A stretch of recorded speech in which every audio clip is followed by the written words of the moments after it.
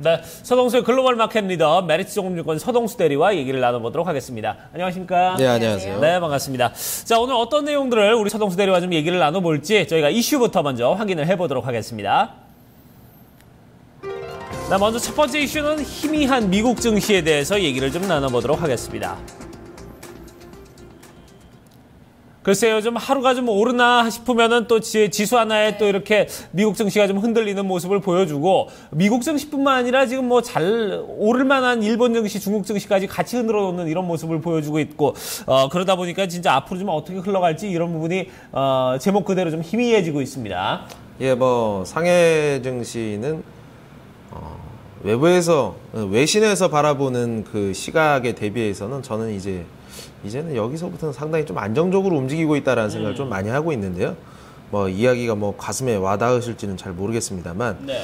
어제 뭐 PMI도 차이신 PMI 지수도 뭐 원래 예상으로는 47.6이 나왔어야 되는데 47.0밖에 안 나왔고, 뭐 6년 반 내 최저치인데 그런 소리가 나오느냐라고 얘기하면은 뭐 저야 뭐 좀 할 말은 없는데, 근데 제조업 관련된 PMI 지수 때문에 우리 지수가 절대 빠진 건 절대 아니거든요. 네. 근데 이것 때문에 뭔가 안 되고 있다는 식으로 모든 곳이 해석을 하고 있으니 좀 답답할 마음이 좀 많이 듭니다. 네. 네. 그만큼 시장 어떤 센티멘트가 많이 약해져 있는 구간이 또 아닐까라는 생각도 해보게 되거든요. 일단 제조업 지표 때문이라기보다는 또 저희가 얘기를 했었던 금리 인상에 대한 어떤 우려감도 꾸준히 좀 잔재가 되어 있는 부분이고, 그렇다면 지금 최근에 좀 희미한 흐름을 보이고 있는 이 글로벌 증시에 대해서 어떻게 배경을 살펴봐야 되는 건지. 네, 뭐 일단 배경으로 봤을 땐 일단 결국에는 하락 트리거는 중국에서 가장 쥐고 있다라고 보시면 됩니다. 중국이 안정화가 되면 이머징 시장이라든가 이머징 통화가 상당히 좀 안정화될 가능성이 크다. 최근에 뭐 중국 증시의 하락, 그리고 이머징 시장의 하락 같은 경우는 위안화 3단 평가 절하로 인해서 이머징 뭐 통화 인덱스 뭐 절하로 이어지고, 이런 것들이 뭐 금융위기 수준까지 갔다. 이런 것을 생각해 봤을 때 중국이 이런 짓을 더 이상 하지 않는다고 한다면 앞으로 하방은 열리지 않는다라고 보시면 될 것 같아요. 네. 알겠습니다. 어제 이 중국 지표가 나오고 나서는 그래도 추가 부양에 대한 기대감도 여전히 잔재가 되어 있고, 그렇죠. 또 최근에 2분기가 또 비수기였다 보니까 제조업 지표였던 회복에 대한 전망들도 많이 나오고 있습니다. 자, 그렇다면은 이 금리 인상에 대한 부분도 자세하게 좀 점검을 해볼 필요가 있을 것 같거든요. 자, 일단은 미국 쪽에서는 외신들 어떻게 좀 보고 있을까요? 일단 로이터에 따르면 이제 전형적인 외신의 성격대로 중국 증시는 제조업이 지금 몰락을 하고 있기 때문에 뭐 중국은 증시가 좋을 수가 없다라는 식으로 이렇게 얘기를 하고 있고요. 47.0으로 나온 차이신 PMI 제조업 지수에 대해서 안 좋은 점에 대해서만 얘기를 했고요. 뭐 앞으로 나올 서비스업 PMI 지수에 대해서는 전혀 언급이 없습니다. 그래서 10월 1일 날 이제 뭐 중국에서도 발표를 하고 차이신 PMI 제조업이 아닌 비제조업, 서비스업 지수도 다 발표가 될 터인데, 참 그 외신은 이렇게 표현하는 쪽들이 너무 많은 것 같아요. 그래서 전월 7월 달 같은 경우에도 서비스업 PMI 지수 진짜 뭐 거의 사상 최고치 근접할 정도로 좋았었거든요. 중국 경제 체질이 지금 제조업으로 가는 체질이 아닌데도 불구하고, 그리고 이 외신을 그냥 해석 그 자체로 번역기 돌려가지고 쓰고 있는 국내 대부분의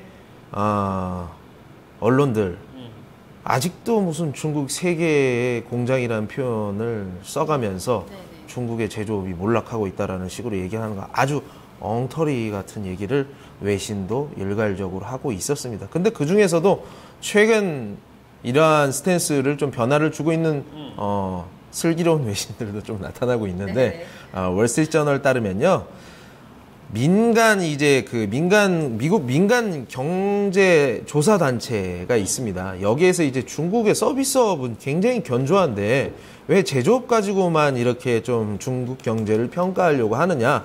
GDP 내에서 수출이라든가 제조업 관련된 이런 포전 자체가 굉장히 많이 낮아져 있다라는 얘기를 좀 하고 있고요. 중국에 대한 외신의 시장의 인식과 실질 중국의 실물 경제와 그 괴리감 자체가 상당히 좀 많이 늘어나 있다라고 아주 솔직하게 이렇게 얘기를 하고 있는 외신도 있었습니다. 네. 네.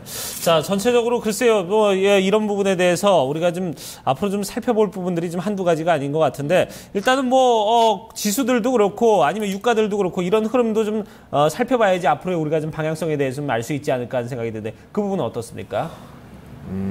일단 유가 같은 경우는 하향 그냥 안정화되면서 네. 결론적으로는 원유 수입국에 대해서 약간 좀 중장기적으로 펀더멘탈을 개선시킬 수 있는 요소로 좀 작용을 할 것이다라고 이렇게 좀 생각을 하고 있고요. 네. 여기에서 더불어서 얘기할 수 있는 부분들이 환율적인 부분들이 아닌가라는 생각이 듭니다. 그렇게 중요하게 생각하는 이제 위안화가 너무 절상되어 있다 이러한 부분들이 어떻게든 문제가 된다고 생각을 하신다면 앞으로 위안화는 조금 절하가 될 수 있는 가능성은 어느 정도는 있어요. 어느 정도는 있는데 중장기적으로는 리커창 총리가 계속 얘기하고 있지 않습니까? 중장기적으로 우리 위안화 절하, 추가적인 절하는 전혀 없다라고 사실 이걸 믿을 수 있는지 없는지는 잘 모르겠습니다만 어쨌든 우리가 중국 증시 하락 주 원인에 대해서 한번 좀 생각을 해봐야 될 것 같습니다. 네. 그러니까 중국 증시의 하락 원인은 과도한 10배의 레버리지를 일으켰던 장외 신용 융자가 가장 큰 문제였습니다. 이런 것들이 9월 30일까지 해서 모두 청산이 되게, 거의 모두가 청산이 되게 지금 준비가 다 되어 있고요. 지금 명절을 앞두고 있는 상황에서 거래 일수 자체가 굉장히 많이 없기 때문에 이제부터는 당연히 3천선이 순간적으로 무너진다고 하더라도 이런 물량들은 얼마든지 나올 수 있다는 점을 우리가 생각을 해봐야 될 거예요. 그리고 위안화 추가적인 절하가 분명히 리커창 총리가 없다고 하니까 이러한 근본적인 원인이 제거가 되면 중국 증시를 바라보는 데 있어서 특히나 중장기적인 관점에 있어서 부정적으로 바라볼 필요가 전혀 없다. 제조업, 순수출, 중국의 GDP 내에 10% 초반밖에 되지 않는 아주 미약한 수준의 포션을 가지고 있는 중국 경제의 아주 작은 일부분입니다.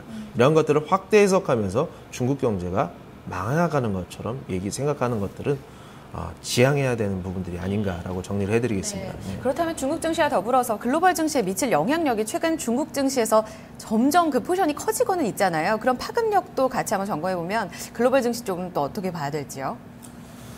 글로벌 증시로 넘어가는 파급력이라고 한다면 중국 증시 같은 경우에는 제가 아까 처음에 말씀드렸다시피 중국 증시가 뭔가 추가적인 하락을 할 수 있는 전 세계 증시의 어떻게 보면 가장 유일한 트리거라고 보시면 될 것 같습니다. 중국 내부적으로도, 중국 경제 내부적으로도 이러한 문제들, 해소될 수 있다.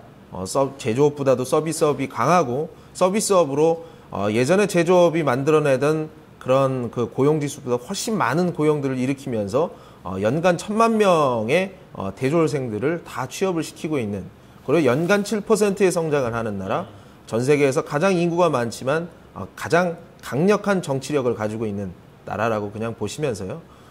이러한 중국 경제가 점점 탄탄해지고 증시도 하방 경직을 띠게 되면 전 세계 증시의 안정화를 가져오는데도 큰 일조를 하지 않겠느냐라고 정리를 해드리겠습니다. 네. 자, 중국에 대해서 어쨌든 지금까지는 이제 바닥을 좀 어느 정도 좀 딛고 좀 다시 좀 일어날 여지가 지금 상당히 높다. 이런 부분에 대해서 좀 얘기를 나눠봤고요. 이 부분에 대해서 저희가 이제 얘기는 여기서 좀 마무리를 짓도록 하겠습니다. 자, 다음 이슈 이어서 좀 살펴보도록 하죠. 자, 두 번째 이슈는 디젤 게이트에 대해서 좀 얘기를 나눠보도록 하겠습니다. 네. 자, 폭스바겐에 대한 파급력이 지금 상당히 어마어마합니다. 지금, 이 부분에 대해서 폭스바겐에 대해서 CEO가 지금 책임을 지고 물러서고 있는 이런 상황까지 보여졌고요.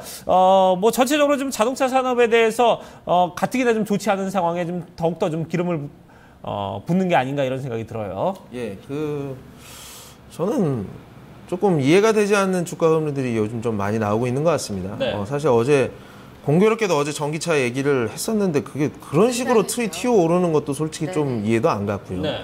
그렇다고 해서 폭스바겐이 디젤 게이트로 인해서 디젤 엔진에 대한 성향이 다 전 세계에 있는 모든 사람들이 폭스바겐 디젤이 엉터리라고 해서 모든 디젤 차들이 더 망하고 전 세계 완성차 업체들 주가가 떨어지는 거 별로 이해가 안 간다 이거죠. 저는 네. 풍선 효과도 분명히 있을 거라고 보고 있고요. 네. 무슨 디젤 이 차가 뭐 안 팔린다고 해서 뭐 차를 살 사람이 안 사고 하겠습니까?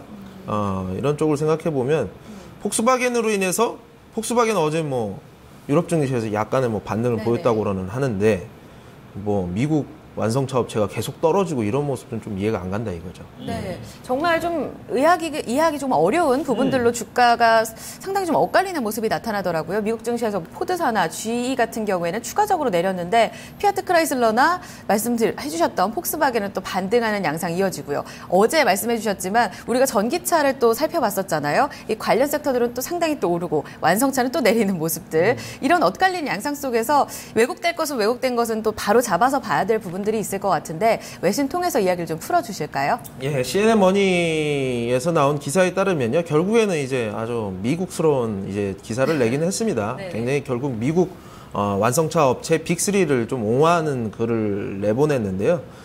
물론 뭐 피아트 크라이슬러 같은 피아트 같은 경우 유로존에서 이제 세일즈를 하고 있는 회사이기 때문에 당연히 좀 뭐 폭스바겐 사태 이후 9%의 하락이 좀 어느 정도는 설명이 되지만 GM이라든가 포드는 아주 소형차에만 그리고 수출하고 있는 아주 소형차에만 디젤 엔진을 좀 탑재하고 그렇죠. 전통적으로 가솔린 강자들인데 네. 왜 이런 것들을 받는지 네. 이런 고통을 받는지 모르겠다.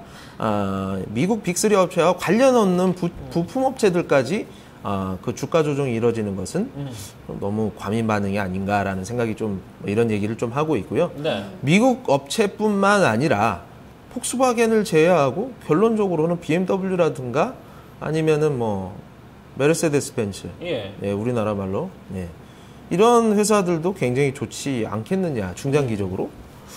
굉장히 이게 좀 제가 봤을 때는 이런 부분에 있어서는 좀 저평가되고 있다. 결론적으로는 좀 매수 타이밍으로 봐도 되지 않겠느냐라고 이렇게 좀 해석을 하고 있습니다. 네. 오히려 좀 폭스바겐과 폭스바겐 사태가 벌어지면서 그와 관련 없는 업체들이 이제 조정이 일어났다는 부분은 오히려 좀 다시 이제 원 상태로 찾아가는 시점에서 지금 이제 매수 타이밍이다 이렇게 좀 볼 수 있을 것 같고 그러면 이제 다른 쪽도 좀 살펴봐야 될 것 같습니다. 반대로 이제 이 사태에 따른 어떤 수혜 업체들이 또 어디 있을지 아니면은 또 이제 상대적으로 어제 좀 얘기를 나눠봤던 이 전기차 부분에 대해서는 또 어떻게 바라봐야 될지 이런 부분 계속해서 좀 짚어주시죠. 개인적인 욕심으로는 어제 현대차, 기아차가 좀 많이 올라주는 것을 생각했었는데 네. 어제 뭐 증시가 전반적으로 좋지 않다 보니까 이러한 흐름들은 좀 나오지 못했었는데요. 어제 전기차가 무슨 뭐 디젤차가 안 팔리면 뭐 지금 가지고 있는 디젤차를 다 팔고 모든 사람들이 전기차를 살 것처럼 전기차 섹터가 좀 심하게 좀 과도하게 오른 면은 없지 않아 있습니다. 그렇지만 제가 이제 강조를 드렸던 배터리 업체들의 주가 상승은 어느 정도 좀 설명이 된다라고 좀 생각이 들고요. 배터리 업체 같은 경우는 뭐 2014년도에 캐펙스를 중국 합작 회사와 해놓고서 올해 내지는 내년 초부터 실질적으로 배터리를 공급을 할 것이고 이러한 부분에 있어서 늘어나는 전기차에 모자라는 중국 전기차에다가 공급을 할 가능성이 상당히 커 보인다라고 말씀을 드렸었는데요. 그 정도의 주가 상승은 어느 정도 좀 설명이 될 것 같고 완성차 업체 내에서도 폭스바겐이 어느 정도의 파급력을 가지고 무너질지는 저도 확실한 잘 모르겠습니다. 그렇지만 옛날에 뭐 토요타 같은 경우도 미국에서 대량 리콜 사태를 하면서 폭스바겐에게 전 세계 뭐 자동차 시장 1등을 내주게 되는 이러한 원인으로 제공이 됐었던 것을 생각해 봤을 때 폭스바겐도 적지 않은 타격을 분명히 받을 거고요. 여기서 분명히 반대로 수혜를 얻는 업체들도 저는 상당히 많이 나올 수 있다고 보고 있습니다. 그게 미국 업체가 될지 일본 업체가 한국 업체가 될지는 잘 모르겠습니다만 개인적으로는 한국 업체가 됐으면 분명히 좋겠죠. 네. 그래서 어느 정도 좀 가능은 하다. 우리가 한번 이런 것들이 실질적으로 매출로는 어떤 식으로 연결이 될지 8월, 9월 우리 판매량을 보면서 한번 좀 지켜보자라는 말씀. 그리고 전기차에 대해서 시장이 옳다고 하는 데 있어서 이거 전기차가 뭐 바로 되는 거 아니야? 이렇게 생각하는 것도 좀 억지일 수 있겠습니다. 시장이 이렇게 올라가는 거에 대해서는 어느 정도 우리도 인정할 필요는 있다. 네. 이런 것들이 어느 정도 단기적으로는 트레이딩 해볼 만하다. 시장의 판단을 좀 어느 정도는 믿어보는 것도 좋을 것 같습니다. 네, 폭스바겐 스캔들 관련해서 수혜 업체를 조금 더 눈여겨보자라는 의견으로 정리를 해드리도록 하겠습니다. 완성차 업체들의 주가 흐름과 판매량 추이 살펴봐 주시고요. 전기차 쪽도 눈여겨서 보시면 좋을 것 같네요. 두 가지 이슈 마무리 짓겠습니다. 메리츠 종림증권 소동수 대리와 함께했습니다. 감사합니다. 예, 감사합니다.